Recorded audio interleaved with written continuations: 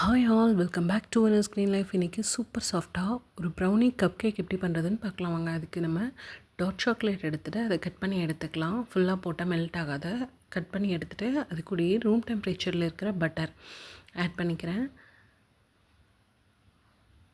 இப்போது இந்த பட்டரும் dark chocolate ரெண்டும் சேர்ந்து ஓவனில் ஒரு 4 செகண்ட்ஸ் வச்சு ரீஹீட் பண்ணிக்கிறேன். அது மெல்ட் ஆகிடும். இப்போ மெல்ட் ஆனதை நல்லா நம்ம கரைச்சி விட்டுக்கலாம், மிக்ஸ் பண்ணி எடுத்துக்கலாம். இது கூட 2 table spoon brown sugar add பண்ணியிருக்கேன். இதையும் நல்லா மிக்ஸ் பண்ணிடலாம். அந்த மெல்டட் பட்டர் கூடயே நல்லா மிக்ஸ் பண்ணிக்கலாம். அதுக்கப்புறம் ஒரு ஹோல் எக் எடுத்திருக்கேன், அதையும் நல்லா பீட் பண்ணிக்கலாம்.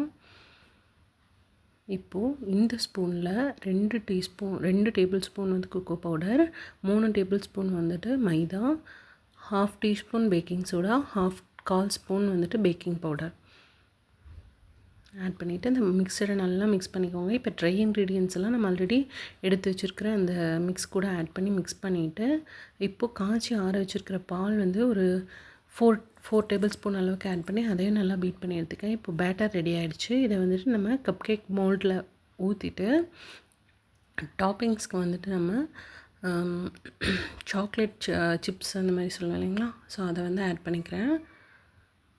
ஆட் பண்ணிவிட்டு இதை நான் ஓவனை ப்ரீ ஹீட்டெல்லாம் பண்ண போகிறது கிடையாது.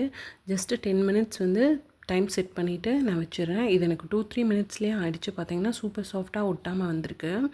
2-3 மினிட்ஸ்லேயே ஆயிடுச்சு ஓவனில். ஸோ அப்பப்போ செக் பண்ணிக்கோங்க. ஏன்னா இதில் ஃப்ளஃபியான அந்த எக்கு போட்டிருக்கோம், அதோட மைதா அந்த மாதிரி கண்டென்ட் கம்மியாக இருக்குது, அதனால சீக்கிரம் ரெடி ஆகிடும்.